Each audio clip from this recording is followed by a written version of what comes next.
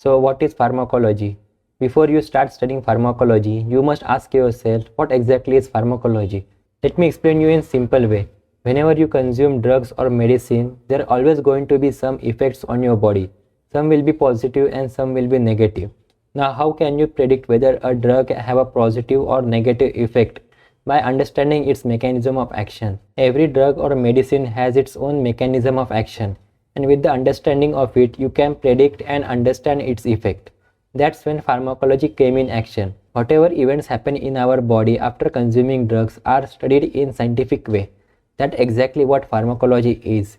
It includes studying of medicinal properties of drugs or chemical compound, its side effect, its mechanism of action, metabolism, distribution, excretion, and how it interacts with tissue, cells, organ, etc. These are the nuances which are studied under pharmacology field.